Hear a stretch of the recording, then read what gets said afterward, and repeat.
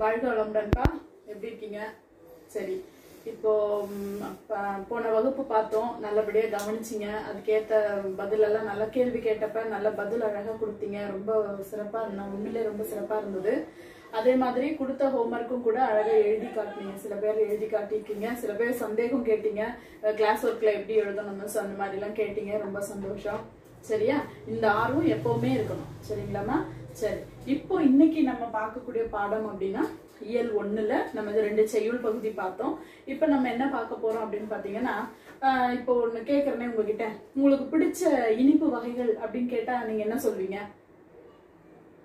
கண்டிப்பா குலாப் ஜாமுன் முதற்கொண்டு ஏதோ இப்ப ஒரு செகண்ட் யோசிச்சிருப்பீங்க இல்லையா? சரி, நீங்க யோசிக்காத ஒரு இனிப்பு வகை சொல்லட்டுமா? கற்கண்டு இல்ல, நமக்கு பள்ளி முதல்வர் கூட சொல்லுவாரு, பிறந்த நாளுக்கு அதிகமா என்ன செய்யுங்க, கடலை மிட்டாய் கற்கண்டு இந்த மாதிரி கொடுங்க அப்படின்னு சொல்லுவாங்க இல்லையா? அந்த கடலை மிட்டாய் கற்கண்டுன்றது உடம்புக்கு நல்லதும் கூட. அந்த கற்கண்டு தான் இப்ப உங்களுக்கு நான் கொடுக்க போறேன். எப்படி கொடுக்க போறேன்னா, வாய் வழியா சுவைச்சு பாக்குற கற்கண்டு ஒண்ணு, செவி வழியா சுவைச்சு பாக்குற கற்கண்டு ஒண்ணு. சரியா? இது நான் 2வது விதமான கற்கண்டு தான் உங்களுக்கு நான் கொடுக்க போறேன். புரிஞ்சிருக்கோன்னு நினைக்கிறேன். நம்ம பாடப்பகுதியில இலக்கண பகுதிக்கு கொடுத்திருக்கிற தலைப்பு என்ன அப்படின்னா கற்கண்டு. சரியா? அந்த கற்கண்டு தான் இப்ப உங்களுக்கு நானு கொடுக்க போறேன். இப்ப நம்ம என்ன பார்க்க போறோம் அப்படின்னா, இலக்கண பகுதியில இலக்கணம் அப்படின்னு பார்க்கும்போது நம்ம எத்தனை வகையான இலக்கணம் பார்க்கிறோம் அப்படின்றத இப்ப படிப்படியா பார்க்கிறோம். சரியா? அப்ப நம்ம பார்க்கக்கூடிய கற்கண்டு என்ன? இலக்கணம்.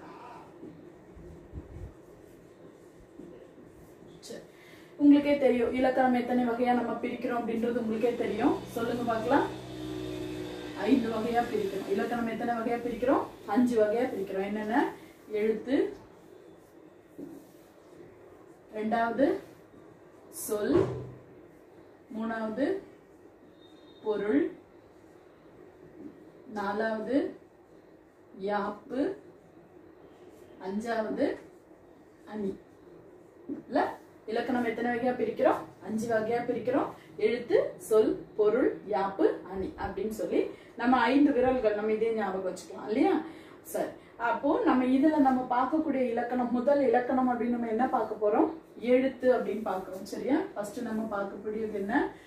எழுத்து பார்க்க போறோம். சரியா? முதலாவது நமக்கு இலக்கணம் அப்படின்னா என்னன்னு பார்க்கணும். இலக்கணம்னா என்ன? சரியா? இலக்கணம் அப்படின்னா என்ன? இது இலக்கணம் எதுக்கு நமக்கு பயன்படுது? சரி, தெரிஞ்சதுதான். ஒரு மொழியை பிழை இல்லாம பேசுறதுக்கும் எழுதுறதுக்கும் என்ன தேவைப்படுது? இலக்கணம் தேவைப்படுது. சரியா? அப்ப இலக்கணம் அதனுடைய நன்மை என்ன அப்படின்னு கேட்டா என்ன சொல்வீங்க? ஒரு மொழியை பிழை இல்லாமல் பேசவும் எழுதவும் துணை புரியக்கூடிய கருவிதான் என்ன? இலக்கணம். சரியா? இப்ப அந்த இலக்கணம் எத்தனை வகையா பார்த்தோம்? 5 வகையா பார்த்தோம். அதுல நம்ம பாடப்பகுதியில என்ன இலக்கணம் பத்தி பார்க்க போறோம்? எழுத்து இலக்கணம் பத்தி பார்க்க போறோம். சரியா? இப்ப எழுத்து அப்படின்னு பிரிக்கணும். என்ன? எழுத்து.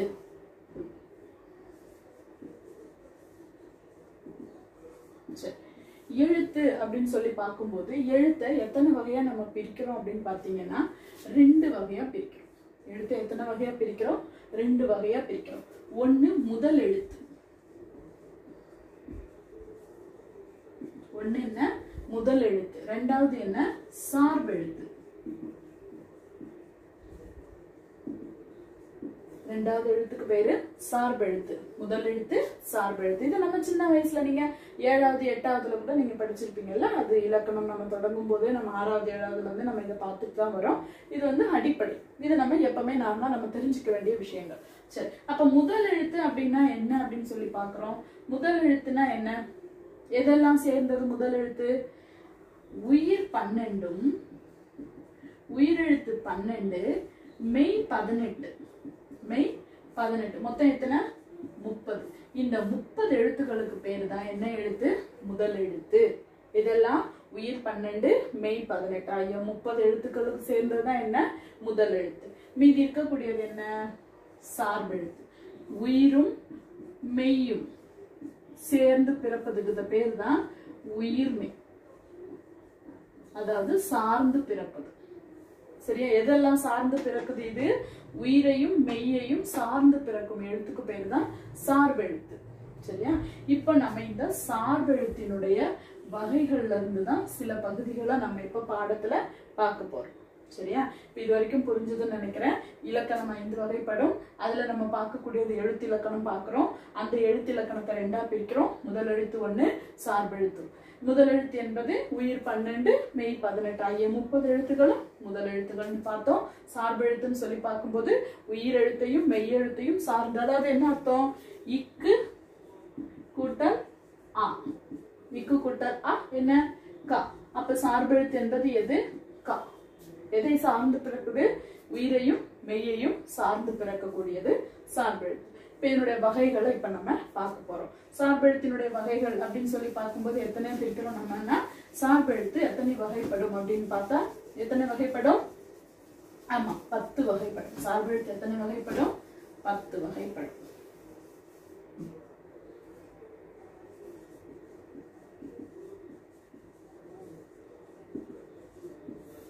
வகை மொத்தம் 10. வகை மொத்தம் 10. அது என்னென்னு பார்க்கணும். சரியா? உயிர்மை, ஆயுதம், உயிரளபடை, ஒற்றளபடை, குற்றியலுகரம், குற்றியலிகரம், ஐகார குறுக்கம்,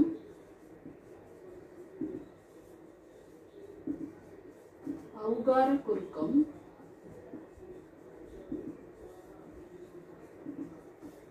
மகர குறுக்கம்,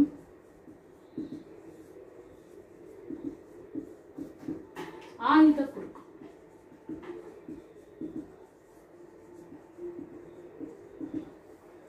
சரிங்களா? என்னன்னு சொல்றேன் பாருங்க. சார்பெழுத்து மொத்தம் எத்தனை வகைப்படும்? 10 வகைப்படும்.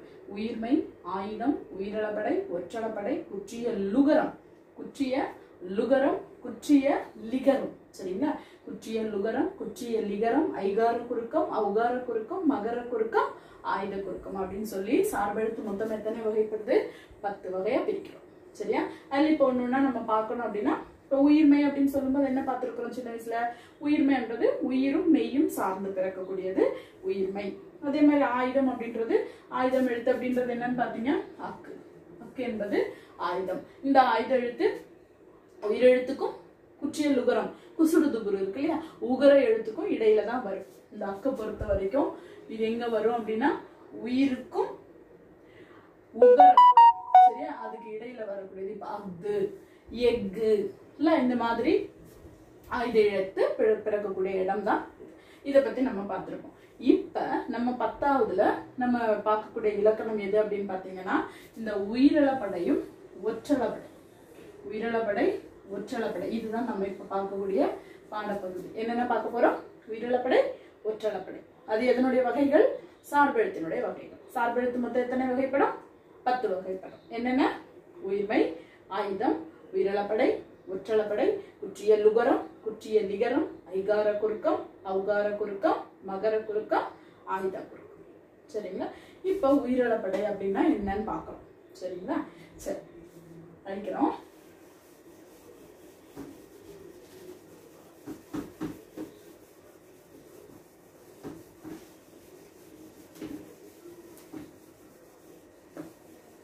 உடனே நீங்க மைண்ட் மேப் மாதிரி இந்த மாதிரியே போட்டு நீங்க எழுதி பார்க்கறது நல்லது. எப்பவுமே அதனுடைய வகைகளை பொறுத்த வரைக்கும் நீங்க மைண்ட் மேப் போட்டு எழுதி பாருங்க. அப்பதான் அது மனசுல அப்படியே நிற்கும். மன வரைபடம் சொல்லுவோம்ல, மைண்ட் மேப் அப்படின்றது என்ன? மன வரைபடம். அந்த மன வரைபடத்துலதான் நீங்க அது அப்படியே மைண்ட்ல நிற்கும். எழுத்து அப்படின்ற இலக்கணம் தான் இப்ப நம்ம பார்த்துட்டு இருக்கோம் இல்லையா? சரி, இப்ப இதுல நம்ம பார்க்கக்கூடிய இலக்கணம் உயிரளபடை,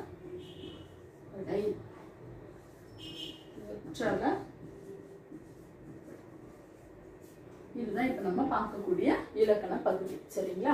இப்ப ஃபர்ஸ்ட் நம்ம உயிரளபடை பார்க்கலாம். ஃபர்ஸ்ட் நம்ம என்ன பார்க்கிறோம்? உயிரளபடை. ஃபர்ஸ்ட் அளபடைனா என்னன்னு தெரியணும். ஃபர்ஸ்ட் என்ன? அளபடை. அளபடைனா என்னன்னு தெரியணும். சரியா? அளபடை அப்படின்னா அளவு அதிகமாகுது, அதாவது அளவு நீண்டு ஒலித்தல்.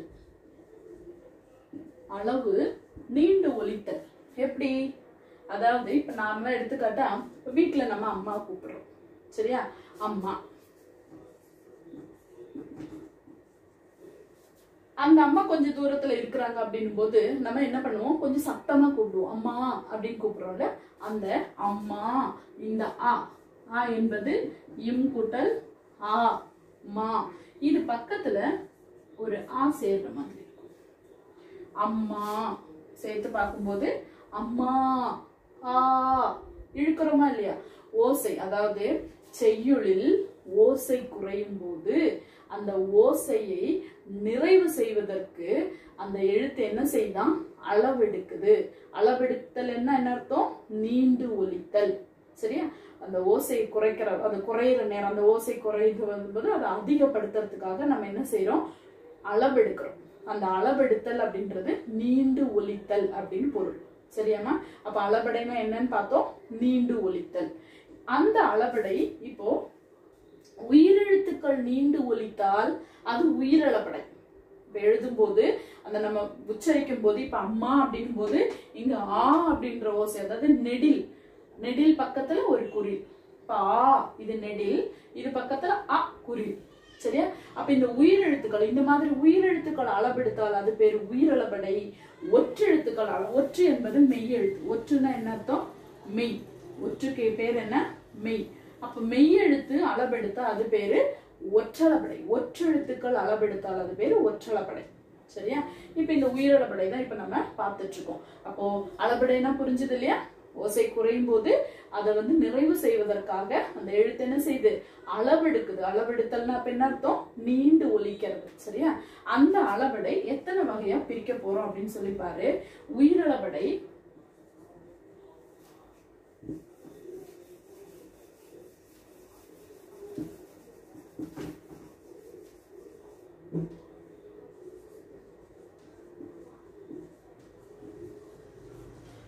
எத்தனை வகையா பிரிக்கிறோம் அப்படின்னா 3 வகையா பிரிக்கிறோம். உயிரளபடை எத்தனை வகையா பிரிக்கிறோம், 3 வகையா பிரிக்கிறோம்.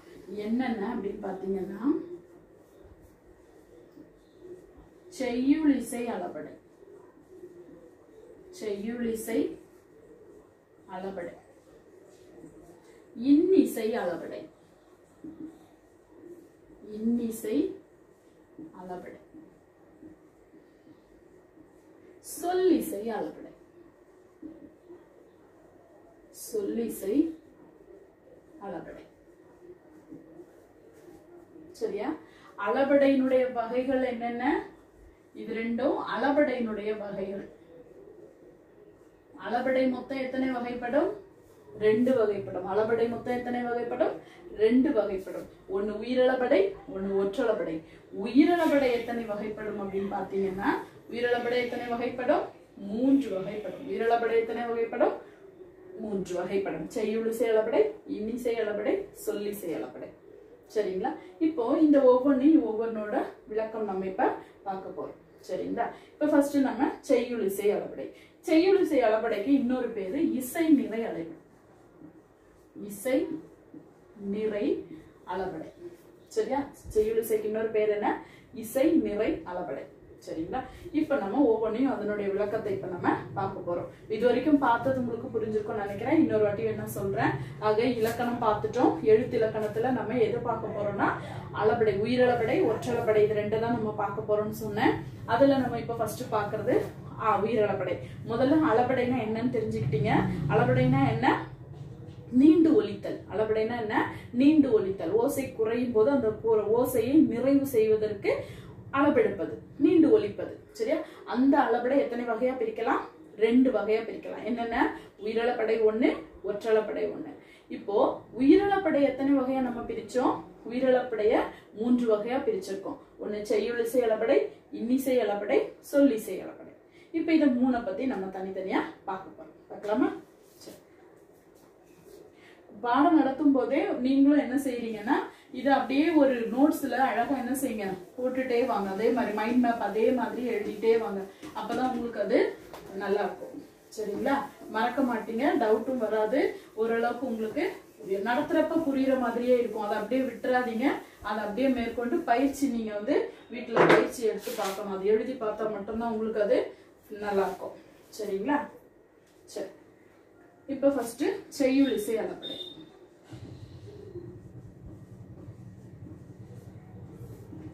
சரியா?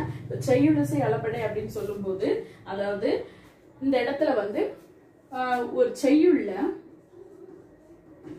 இதுக்கு இன்னொரு பேர் என்ன? இசை நிறை அளபடை. இசை நிறை அளபடை. சரியா?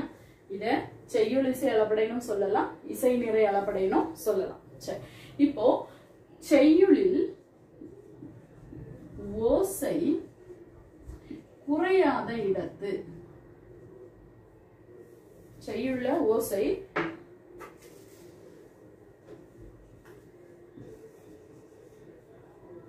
கவனிமா மன்னிக்கோ, செய்யுளில் ஓசை குறையும் இடத்தில், செய்யுள்ள ஓசை குறையுது. சரியா? அப்ப செய்யுளில் ஓசை குறையும் இடத்தில்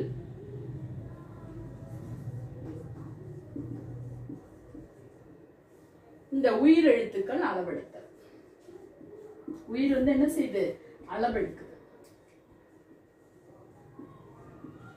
அளவெடுத்தல்னா என்ன அர்த்தம்? நீண்டு ஒலித்தல். சரியா? செய்யுளில் ஓசை குறையும் போது அந்த எழுத்து, அந்த ஓசை நிறைவு செய்வதற்காக அங்கு எழுத்து எது? உயிரெழுத்து அளவெடுக்குது. அந்த அளவெடுக்கக்கூடியதுக்கு பேர் தான் என்னது? செய்யுளிசை அளபடை. இதுக்கு இன்னொரு பேரு இசை நிறை அளபடைன்னு சொல்லலாம். சரியா? எடுத்துக்காட்டா தொழார் அப்படின்னு வச்சுக்கோங்களா. தொழா அர் இந்த மாதிரி முடியும். இது வந்து உங்களுக்கு இலக்கண குறிப்புல கூட வரும். சரியா? இப்போ ஒருவேளை இந்த மாதிரி ஏதாவது ஒரு எடுத்து கொடுத்து கேடார் தொழார், சரியா, இந்த மாதிரி வருது அப்படின்னா இந்த ழா, இந்த ழா பக்கத்துல இந்த ஆ இந்த மாதிரி வரும். சரியா? இந்த மாதிரி வந்தா அது வந்து உங்களுக்கு, அதாவது இது எப்படின்னா உயிர், அதாவது உயிர் நெடில் எத்தனை மொத்தம்? 7 இருக்குல்ல உயிர் நெடில்கள். உயிர் நெடில்கள், உயிர் நெடில்கள் மட்டும்தான் இதுல அளவெடுக்கும். சரியா? உயிர் நெடில்கள் மட்டும். ஆ, இ, உ, ஏ, ஐ, ஓ, ஔ. சரியா? ஆக இந்த 7 உயிரெழுத்துக்கள் தான் இங்க என்ன செய்யும்? அளவெடுக்கும். அதாவது நீண்டு ஒலிக்கும். அப்படி நீண்டு ஒலிக்கும் போது ஆ அப்படின்ற எழுத்து அளவெடுக்குதுன்னா ஆ பக்கத்துல அ வரும். ஈ அளவெடுக்குதுன்னா ஈ வரும். ஊ அளவெடுத்தா உ வரும் பக்கத்துல. சரியா? இங்க கூட பாருங்க, ழா, ழா என்பது இழுக்கூட்டல் ஆ, இழுக்கூட்டல் ஆ. அப்ப ஆ பக்கத்துல என்ன வந்திருக்கு? ஆ. ஆக இந்த மாதிரி உயிர் 7 உயிர் நெடில்கள் வந்து அளவெடுக்கும். சரியா? ஆக இது வந்து செய்யுளிசை அளபடை. அப்ப செய்யுளிசை அளபடைனா செய்யுள்ள ஓசை குறையும் போது அந்த ஓசையை நிறைவு செய்வதற்காக ஒரு எழுத்து அந்த அளவெடுக்குது. சரியா? அடுத்தது இன்னிசை அளபடை. ரெண்டாவது என்ன பார்த்தோம்? இன்னிசை அளபடை. இன்னிசை அளபடை அப்படின் போது இங்க செய்யுள்ள ஓசை குறையும். எங்க? செய்யுளிசையில. செய்யுளில் ஓசை குறையும் போது, செய்யுளில் ஓசை குறையும் போது அளவெடுப்பது செய்யுளிசை அளபடை. இன்னிசை அளபடை செய்யுளில் ஓசை குறையாத போது. சரியா? செய்யுள்ள செய்யுளில் ஓசை குறையாத போது, குறையாத போது அளவெடுப்பது என்னது? செய்யுளில் ஓசை குறையாத போது ஒலிப்பது. சரியா? இப்ப எடுத்துக்காட்டா உடுப்பதும், தூ, ஊ, இம். தூ பக்கத்துல ஊ இருக்கும். தூ பக்கத்துல இத்து கூட்டல் ஊ, தூ. அது பக்கத்துல உ. தூனா இத்து கூட்டல் ஊ. அப்ப ஊ பக்கத்துல உ. சரிங்களா? அப்ப இந்த மாதிரி வந்தா அது பேரு இன்னிசை அளபடை. தூ, ஊ, இம் இந்த மாதிரி முடியும். தூ, ஊ, இம் இந்த மாதிரி முடிஞ்சா அது பேரு இன்னிசை அளபடை. சரியா? ரெண்டுக்கும் உள்ள சின்ன வேறுபாடு என்னன்னா, செய்யுளிசை அளபடைனா செய்யுளில் ஓசை குறையும் போது, செய்யுள்ள ஓசை குறையும் போது உயிரெழுத்து அளவெடுத்தால் அது செய்யுளிசை அளபடை. இன்னிசை அளபடைன்றது செய்யுளில் ஓசை குறையாத போது, செய்யுளில் ஓசை குறையாத போது நீண்டு அதை சரி பண்றதுக்கு அளவெடுக்கிறதுக்கு பேர் தான் இன்னிசை அளபடை. சரியா? இது எப்படி கேட்கும்னா, தூ ஊ இம் அந்த மாதிரி முடியும். கெடுப்பதும் உண்பதும் எடுப்பதும் இல்ல இந்த மாதிரி முடியும். அதே மாதிரி இது ழ அர் தொழார் கெடார் சரியா இந்த மாதிரி படார் இந்த மாதிரி முடியக்கூடியது செய்யுளிசை அளபடை. இப்போ மூணாவது ஒரு அளபடை பார்த்தோம். என்ன அளபடை? அது வந்து சொல்லிசை அளபடை. என்ன அளபடை? சொல்லிசை அளபடை.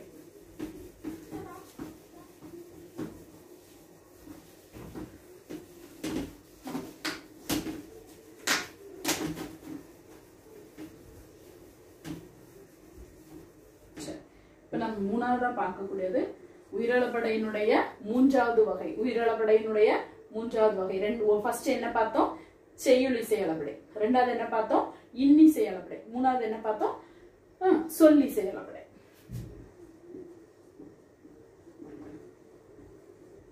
சொல்லிசை அளபடை. இப்போ சொல்லிசை அப்படின்னா என்ன அப்படின்னு சொல்லி பார்க்கும்போது, அதாவது செய்யுள்ள ஒரு பெயர் சொல் இருக்கும் சரியா, அந்த பெயர் சொல் எச்ச சொல்லாக மாறுறதுக்கு பேர் தான் சொல்லிசை அளபடை. ஒரு செய்யுளில் இருக்கக்கூடிய பெயர் சொல் என்னவா தெரிய போது? எச்ச சொல்லாக தெரியும். அதுக்கு பேர் தான். அதாவது ஒரு செய்யுள்ள பெயர் சொல் என்னவா மாறும் பார்த்தோம்? எச்ச சொல்லாக மாறும். எச்ச சொல்லாக தெரியும்னா மாறும்னு அர்த்தம். எச்சம் என்பது என்ன? முடிவு பெறாத பேர் சரியா. செயல் முடிவு முற்று பெறாததுக்கு பேர்.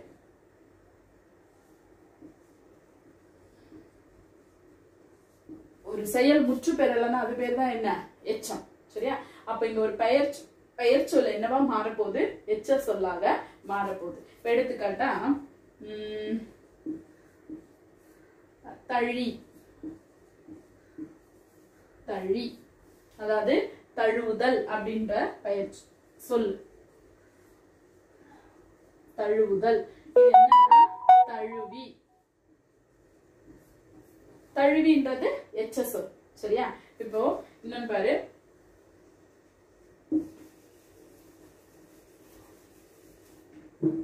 எடுத்துக்காட்டு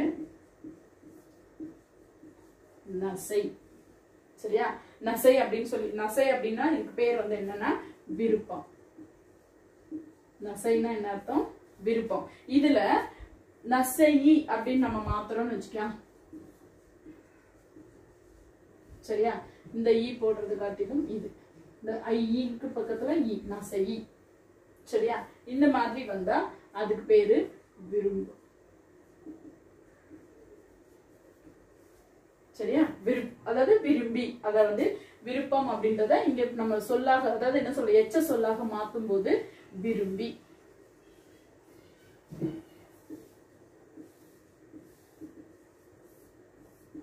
எச்சம்னா என்ன? முற்று பெறாத சொல்லுக்கு பேரு தான் எச்சம். அப்ப விரும்பின்றது ஒரு எச்சம் சரிங்களா. இப்போ சொல்லிசை அளபடை அப்படின்னா என்னன்னு கேட்டா, செய்யுளில் பெயர் சொல் எச்ச சொல்லாக மாறுவதற்கு பெயர் தான் என்ன அளபடை? சொல்லிசை அளபடை சரிங்களா. இப்போ செய்யுளிசை அளபடைனா என்னன்னு பார்த்தோம். செய்யுள்ள ஓசை குறையும் போது சரியா, குறையும் போது அளவெடுப்பது செய்யுளிசை அளபடை. இன்னிசை அளபடைனா என்னன்னு பார்த்தோம். செய்யுளில் ஓசை குறையாத போது அளவெடுப்பது இன்னிசை அளபடை. சொல்லிசை அளபடை என்னன்னு பார்த்தோம். ஒரு பெயர் சொல், அதாவது செய்யுள்ள பெயர் சொல்லா இருக்கக்கூடியது எச்ச சொல்லாக மாறுச்சுன்னா அதுக்கு பேரு தான் சொல்லிசை அளபடை. எடுத்துக்காட்டு, இப்போ தழி அது இந்த மாதிரி முடியும். நசை ஈ சரியா.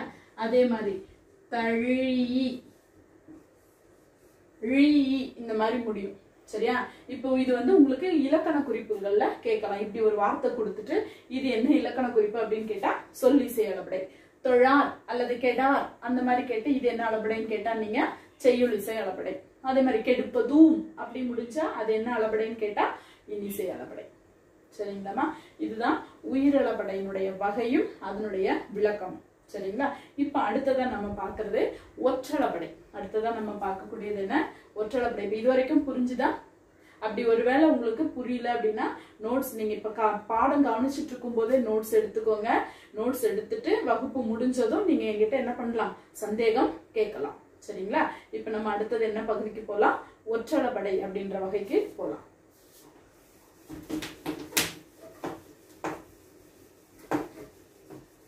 எழுதி பார்த்து படிக்கிறது நல்லதுமா. இது அத்தனையுமே நீங்க மைண்ட் மேப் போட்டு நீங்க அந்த வகைகளும் அதனுடைய விளக்கங்களும் அழகா ஒரு மைண்ட் மேப் போட்டு நீங்க படிச்சீங்கன்னா மனசுல அது ஆழமா பதியும். சரிங்களா?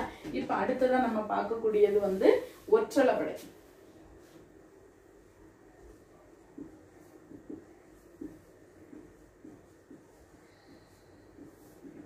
ஒற்றுனா என்னன்னு பார்த்தோம், மெய் எழுத்து.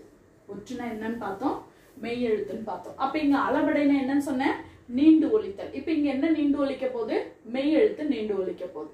சரியா? எங்க அப்படின்னு சொல்லி பாத்தீங்கன்னா, அதாவது ஒரு செய்யுள்ள ஓசை குறையும் போது, செய்யுளில் ஓசை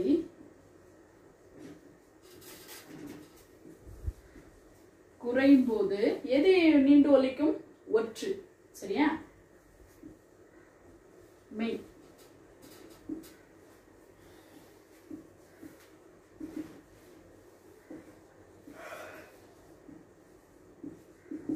சரியா? மெய் எழுத்து நீண்டு ஒலிக்கும். எங்க செய்யுள்ள ஓசை குறையும் போது அங்க என்ன செய்யும், அதனுடைய ஒற்றுகள் அங்க நீண்டு ஒலிக்கும். சரியா? அது இப்ப நம்ம உயிரெழுத்துகள் என்ன பார்த்தோம், அந்த 7 உயிரெழுத்து உயிர் நெடில்கள் 7 பார்த்தோம்ல, அந்த 7 உயிர் நெடில்கள் தான் அளவெடுக்கும்னு பார்த்தோம். அதே மாதிரி ஒற்றுகளும் இப்ப எடுத்துக்காட்டா மெய் எழுத்து மொத்தம் 18 எழுத்து இருக்குதுன்னு வச்சுக்கோ. அந்த 18 எழுத்துல 10 எழுத்து மட்டும்தான் அளவெடுக்கும். சரிங்களா? அது கூடவே அக்குன்ற ஆயுத எழுத்தும் அளவெடுக்கும். அக்குன்ற ஆயுத எழுத்தும் அளவெடுக்கும். அப்ப மெய் எழுத்து மொத்தம் எத்தனை எழுத்துக்கள் மட்டும்தான் அளவெடுக்கும், 10. உயிரெழுத்துல எத்தனைன்னு பார்த்தோம், 7. இங்க மெய் எழுத்துல 10 எழுத்துக்கள். அது என்னன்னு பாரு. அதாவது எந்தெந்த மெய்கள் மட்டும் அளவெடுக்குமா பாரு. மொத்தம் 10. இது என்னென்ன அப்படின்னு சொல்லி பாத்தீங்கன்னா, இங்கு, இஞ்சு, 3 சுழி இன்னு. சரிங்களா? இன்னு, அடுத்தது இந்து, இம்மு, இன்னு, இவ்வு, ஈயு, இல்லு, 2 சுழி இன்னு. சரிங்களா? ஆக இங்கு, இஞ்சு, இன்னு, இன்னு, இம்மு, இன்னு, இவ்வு, ஈயு, இல்லு, இன்னு. இது கூட இன்னொன்னு என்னன்னு சொன்ன, ஒரு ஆயுத எழுத்து. சரியா? இந்த எழுத்துகள் மட்டும்தான் அளவெடுக்கும். சரியா? என்னென்னு சொல்லி பார்த்தோம், 10 மெய் எழுத்துகள். இங்கு, இஞ்சு, இன்னு, 3 சுழி இன்னு, தன்னகரம் இத்து, இந்து. சரியா? அந்த இந்து, இம்மு, 2 சுழி இன்னு, இவ்வு, ஈ, இல், இல். சரியா? இந்த வகைகள் மட்டும் பெரிய இழு போட்டு. சரிங்களா? ஆக இந்த மாதிரி விஷயங்கள் இது மட்டும், இந்த 10 மெய்யெழுத்துக்கள் தான் இங்க உங்களுக்கு அளவெடுக்கும் அப்படின்னு சொல்லி பார்த்தோம். எடுத்துக்காட்டா நம்ம என்ன சொல்றோம், எக்குன்னு சொல்றோம்னு வச்சுக்கலாம். அது ஓசை குறையும் போது இன்னொரு மெய்யா அங்க வரும், 2 வரும். சரியா? 2 ஆயுத எழுத்து அங்க அளவெடுத்து வரும். இப்ப எடுத்துக்காட்டா நம்ம தெருவுல ஒரு பொருள் வித்துட்டு போறாங்கன்னு வச்சுக்கோ. இப்ப எடுத்துக்காட்டா இது கூட சொல்லலாம். என்னென்ன, தெருவுல உப்பு விற்கிறாங்க அப்படின்னா, உப்பு வித்துட்டு போறவங்க அது உப்பு உப்புன்னு விற்க மாட்டாங்க. உப்பு உப்பே இல்ல, உப்பு வாங்கலையா உப்பு இல்ல, அந்த உப்பு அப்படின்றது பூ அப்படின்னு அளவெடுக்கும் உயிர் எழுத்து. இப்ப எடுத்துக்காட்டா இங்க வந்து மெய் எழுத்துன்னு சொல்லி பார்த்தா, இப்ப எடுத்துக்காட்டா சங்குன்னு எடுத்துக்கோ. இப்ப சங்கு விற்கிறாங்கன்னு வச்சுக்கோ. தெருவுல சங்கு வித்துட்டு போயிட்டு இருக்கிறாங்க அப்படின்னா, சங்கு வாங்கலையாமா சங்குன்னு கேட்க மாட்டாங்க. சங்கு, அந்த இங்கு, அந்த இங்கானது என்ன செய்யும், அளவெடுக்கும். சரியா? அந்த நீண்டு ஒலித்தல். அப்போ சா 2 இங்கு அங்க வருது. அளவெடுக்கும் போது அந்த இடத்துல என்ன ஆகுது, ஒரு இங்கு 2 இங்கு அங்க அதிகமாகுது. சரியா? இந்த மாதிரி ஒற்றெழுத்துக்கள் அளவெடுத்தா அது பேரு ஒற்றளபடை. உயிரெழுத்து அளவெடுத்தா அது பேரு உயிரிழப்படை. சரிங்களாமா? இது வரைக்கும் புரிஞ்சுதா? சரி. இப்போ இதை நீங்க வரிசையா நீங்க எழுதி பாக்குறப்ப உங்களுக்கு ஓரளவுக்கு புரியும். ஆக இதுதான் இன்னைக்கு நம்ம பார்க்கக்கூடிய எழுத்து அப்படின்ற அதிகாரம். அதாவது என்ன சொல்றது, இலக்கணத்துல முதல் பகுதியாகிய எழுத்து. அந்த எழுத்துல நம்ம பார்த்த இலக்கணம் தான் இது எல்லாமே. சரிங்களா? ஒரு வாட்டி அப்படியே ரீகால் பண்ணலாமா? இலக்கணம் அப்படின்றது எத்தனை வகையா பிரிக்கிறோம்? 5 வகையா பிரிக்கிறோம். என்னென்ன? எழுத்து, சொல், பொருள், யாப்பு, அணி. இதுல நம்ம பாடப்பகுதியில என்ன பார்க்கிறோம்? எழுத்துன்ற இலக்கணம் பார்க்கிறோம். சரியா? இப்ப இந்த எழுத்தை நம்ம எத்தனை வகையா பிரிச்சோம்? கரெக்ட், 2 வகையா பிரிச்சோம். என்னென்ன? முதல் எழுத்து, சார்பெழுத்து. முதல் எழுத்து, சார்பெழுத்து. முதல் எழுத்துன்றது என்னென்னு பார்த்தோம்? உயிர் 12, மெய் 18 ஆகிய 30 எழுத்துக்கள் சேர்ந்ததுதான் என்ன எழுத்து? முதல் எழுத்து. சரியா? சார்பெழுத்து என்பது உயிரையும் மெய்யையும் சார்ந்து பிறப்பது சார்பெழுத்து. அந்த சார்பெழுத்தினுடைய வகைகள் என்னென்ன பார்த்தோம்? உயிர்மை, ஆயுதம், உயிரிழபடை, ஒற்றளபடை, குற்றிய லுகரம், குற்றிய லிகரம், ஐகார குறுக்கம், ஔகார குறுக்கம், மகர குறுக்கம், ஆயுத குறுக்கம். சரியா? இதுல நம்ம பாடத்துல நம்ம பார்க்கக்கூடியது என்னன்னு பார்த்தோம்? உயிரிழப்படை, ஒற்றளப்படை. ஆக உயிரிழப்படையும் ஒற்றளப்படையும் நம்ம இங்க விரிவா பார்த்துட்டு இருக்கிறோம். அளபடை அப்படின்னால என்ன அர்த்தம்? நீண்டு ஒலித்தல். அளபடை மொத்தம் எத்தனை வகையா பிரிச்சோம்? 2 வகை. என்னென்ன? உயிரிழப்படை 1, ஒற்றளப்படை 1. உயிரிழப்படை என்ன? உயிரெழுத்துக்கள் நீண்டு ஒலித்தால் அது உயிரிழப்படை. ஒற்றெழுத்துக்கள் நீண்டு ஒலித்தால் அதன் பெயர் ஒற்றளப்படை. புரிஞ்சுதா? இப்போ உயிரிழப்படை அப்படின்னு சொல்லி நம்ம பார்த்தோம். உயிரிழப்படை எத்தனை வகையா பிரிச்சோம்? 3 வகையா பிரிச்சோம். என்னென்ன? செய்யுளிசை அளபடை, இன்னிசை அளபடை, சொல்லிசை அளபடை. சரியா? செய்யுளிசை, இன்னிசை, சொல்லிசை. இன்னிசை செய்யுளிசைக்கு இன்னொரு பேர் என்னன்னு சொன்ன? இசை நிறை அளபடை. சரியா? ஆக இந்த 3ஓட விளக்கமும் நம்ம அடுத்ததா பார்த்தோம். அதுல நம்ம முதலாவது பார்த்தது செய்யுளிசை அளபடை. செய்யுளிசைனா என்னன்னு பார்த்தோம்? செய்யுள்ள ஓசை குறையும் போது எழுத்து அளவெடுப்பது செய்யுளிசை அளபடை. எடுத்துக்காட்டு தொழார், கெடார், படார், இல்ல அபிடார், இந்த மாதிரி வரும். அதே மாதிரி இன்னிசை அளபடைக்கு என்ன பார்த்தோம்? செய்யுள்ள ஓசை குறையாத இடத்து. அங்க குறையும், இங்க குறையாது. சரியா? அங்க செய்யுள்ள ஓசை குறையும் போது அளவெடுப்பது செய்யுளிசை.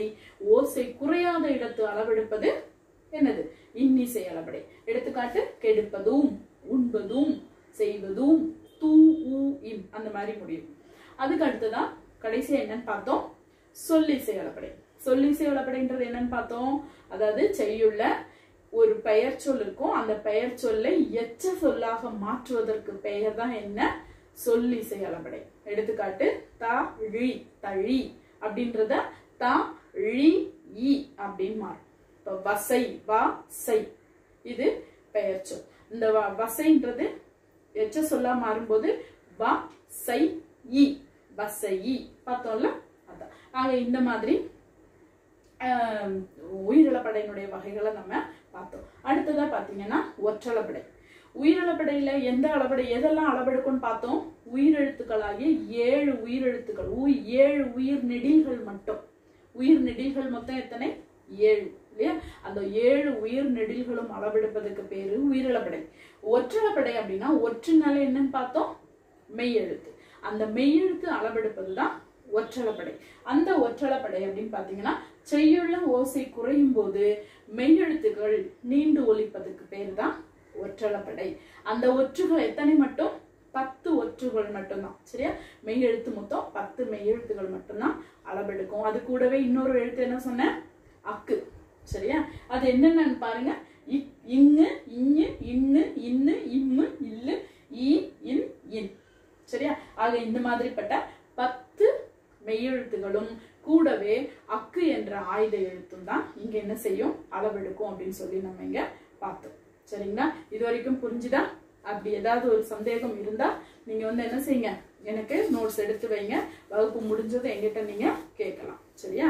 அடுத்த வகுப்புக்கு நம்ம பார்க்கலாம். சரியா?